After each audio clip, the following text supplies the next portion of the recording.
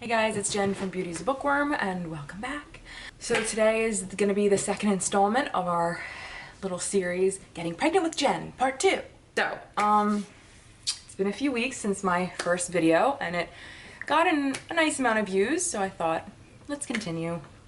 So, I am now in my second trimester. I'm almost 21 weeks and everything seems to be going pretty well that I can tell. I went for my anatomy scan last week and found out that it was a girl, and it's very weird because there's so many people I know who either just had a girl or are about to have a girl or in a few months are going to have a girl, and I just thought statistics were not in my favor. So, and you know what, I kind of feel like, I don't know, I guess, sorry. I'm happy either way, no matter what. If they're wrong and it's a boy, I'll be thrilled, like either way.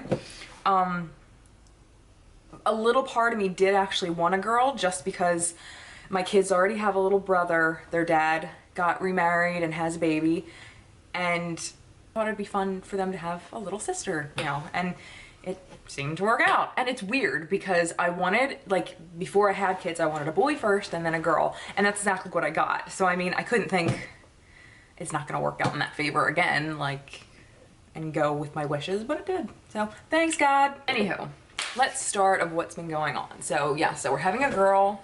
We're very excited. We do have two names that we really like. I guess we'll decide either when she's here or when it gets closer. My due date is, and this is where it gets kind of weird. So my doctor gave me a due date. Now I'm having a C-section because I've had two in the past and that's what I'm comfortable with, and I'm not interested in trying a VBAC, even though everybody keeps saying to me, oh, but you really should try it. I tried it. The first time I tried. If you watched my first video, I'm pretty sure I talked about it. It was an awful experience. Pushing and giving birth vaginally, I tried. It was a nightmare. I do not wish to repeat it. And you know what? It might go amazing if I try it again. But you know what? I'm not willing to try it. So, sorry. This is what worked for me. I don't care how the baby gets here, as long as the baby gets here and everybody's fine. Anyway, so I will be having a C-section, but my doctor scheduled my C-section for 40 weeks, which I think is kind of strange because you normally should be scheduled for a C-section like a week ahead of time. So it would be like 39 weeks instead of 40 because they don't want you to go into labor, or I don't want to go into labor. Like, I don't want my water breaking and be like, oh shit. He said, of course, obviously the date can change as we get closer, but I'm gonna kind of request a 39 week due date or appointment, let's say. And it's so weird because I remember being so scared with my second. Even though I knew she was gonna be a C-section, I was just really scared, even though I knew what to expect because I've already had a C-section prior to her with my son. It's just a scary thing. It's it's surgery, it's major surgery. And they're removing a person from your body, like, it's crazy. Oh, so symptoms, new symptoms have been popping up. I'm not really sick anymore. Like, still with the brushing of the teeth, I'll gag, but nothing horrific, and it's not every day. But now, holy heartburn and breathing, or their lack of. So heartburn I've never really had in my entire life. I've had indigestion, maybe, I don't know if that's the same thing. Just like randomly through my life, maybe 5 times in my entire 33 years of living. But, I mean, I don't, now it's like, I don't have it all the time, mind you, but like once or twice a week at night, I could eat at 5 in the afternoon and I can't eat the rest of the night because the acid I feel coming up my throat, it got so bad to a point where I kind of just wanted to throw it up to see if I could just get it out of my system. However, so I was looking in my essential oil book to see what oil is going to help with this, because oils, there's an oil for everything. Well, it was funny because, you can look up your symptoms and it'll tell you what is good for this and whatever.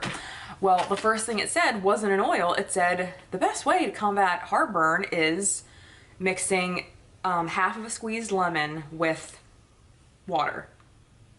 I did it, and 15 minutes later, I felt fine. It was amazing. So that is my heartburn trick. Also, you can do the same thing with apple cider vinegar and water if you can stomach it. I grew up drinking it, so it doesn't taste horrific to me. Some people have tried it, like my husband, the first time I tried it, I thought he was gonna throw up everywhere.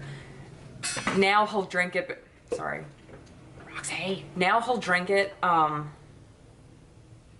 getting a pimple right here. And like, you know, like it's really tight skin right there and it's not very porous. So it's extra like annoying. Anyway, so if you can stomach apple cider vinegar, do like a capful of that in like a cup of water and same thing. But if you can't stomach apple cider vinegar, then lemon's your best bet. I got an at-home Doppler. I don't know if I talked about this last time. If I did, I'm really sorry. But now, like if I mean, I won't get into the entire thing, but if you don't know what an at-home Doppler is, you know when you go to the doctor, blah, blah, blah. I will forever be tripping over my words. If you ever go to the doctor, obviously if you're pregnant, and they pull out that little microphone looking thing and they rub it on your stomach and you can hear the heartbeat, that's a Doppler. Obviously if you've had children, you know what a Doppler is, but if you haven't, that's what a Doppler is. Well, now they sell ones that aren't as sensitive and obviously aren't as expensive that you can buy and use at home when you're pregnant, which is great for us crazy people who worry constantly because, well, we're not crazy, but you know, sometimes it gets the better of me, I guess you could say. But the reason I got it was because I was nervous and I've had a miscarriage and I don't want a surprise when I go to the doctor one day and they're like, oh, there's no heartbeat. Not that having a Doppler is going to change if there's a heartbeat, but at least I'll know and it won't be, I'll be walking around for weeks thinking I'm growing a baby and something happened. So anyway, my at-home Doppler, finally I was able, I think around, again, if I talked about this before, I'm sorry, I'll keep it short. I think around like 17 weeks, I started hearing the heartbeat. And it's always right like above my, I guess, bikini line. That's always where I find it. And it's usually, the numbers are usually between like 145 and like 155. So that's how you know that's your baby. Your heart rate, I'm pretty sure, is down like 120 or maybe even lower, I don't know. I don't check my heartbeat as long as I'm coherent, I'm assuming I'm alive. I did buy her first outfits. I really didn't, okay, so here's the thing. When I went for my anatomy scan, I didn't even finish the story. Pregnancy brain. When I went for my anatomy scan, you know, there's an ultrasound technician who comes in to speak with you first. And she's very nice. She's the one who did my first scan, just like, it's like my 12, not my 12th week. I don't know what that first scan is for, but anyway, I guess it's to make sure there's a baby, I don't know. A more in-depth look, something, but anyway, she did my first one, so she remembered me from my hair, and she couldn't figure out what the sex was. But she was telling me, she's like, oh, you know, the doctor's been doing this forever, so, you know, she'll know. The baby was on, we're gonna call her, because I can't say it just sounds weird. She was on her stomach, so spine up, so it wasn't like she was on her back and flailing and spread eagle and stuff that you could just easily see. The tech couldn't figure it out, so the doctor comes in. And I didn't want to know. I was like, okay, I'm later on, we're gonna open, like if you can please not tell me right now, just put the results in an envelope so me and my husband and my children can open it later and we can all find out together. So she couldn't explain to me what she saw and how she saw it and why she thinks it was a girl or whatever.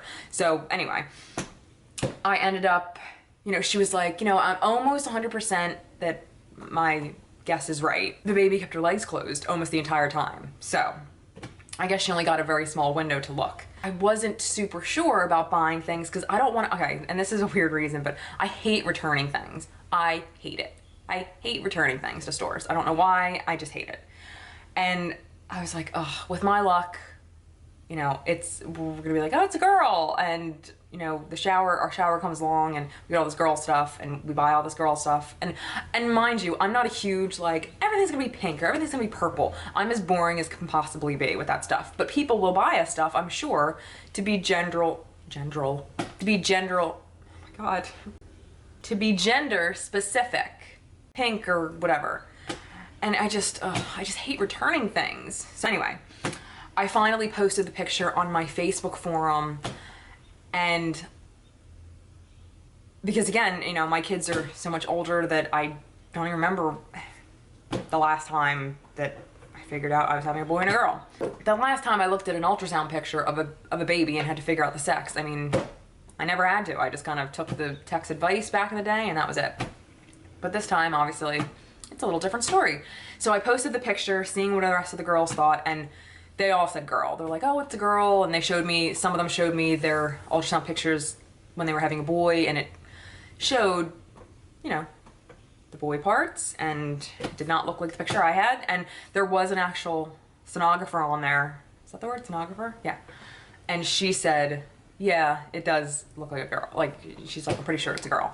So I'm gonna take everybody's word for it, and because, you know what, I could go and have another ultrasound done. However, they won't do it at my doctor's office if there's nothing wrong.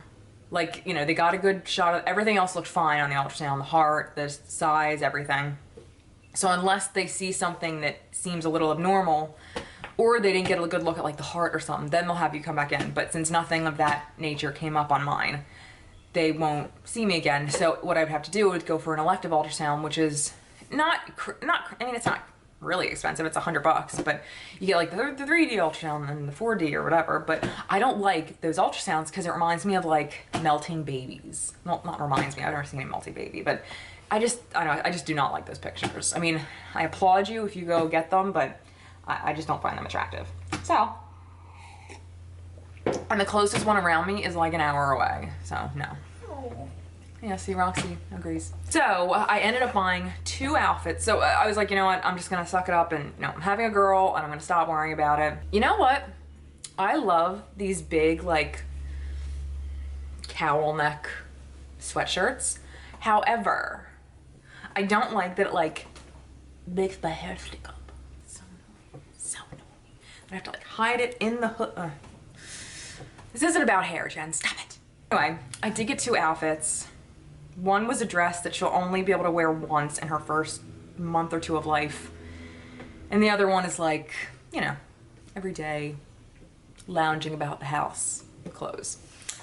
But now I'm like getting a little more excited because, you know, like I can bond more with this little person and kind of picture her. And whenever I think of a baby in utero, I think of like tiny little baby, how, you know, you can look up online what your baby looks like at this stage. And I picture that little form in scuba gear. I don't know why, but like they have a tank and they have, no, not a tank. They have goggles and a snorkel and flippers. And they're swimming around this little bubble. And movements, I can feel, now it's like little alien movements. I remember the first time ever feeling a baby, you know, obviously again my son, move, and I just thought, oh my god, this is the weirdest, grossest thing. So now when my husband feels it for the first time, like he's kind of the same way. He's like, ew, it's so weird. And it totally is. But I mean, it's different for us because we're the ones experiencing that like intimate feeling. And they just feel on the outside, which is just like a bump and nudge here and there.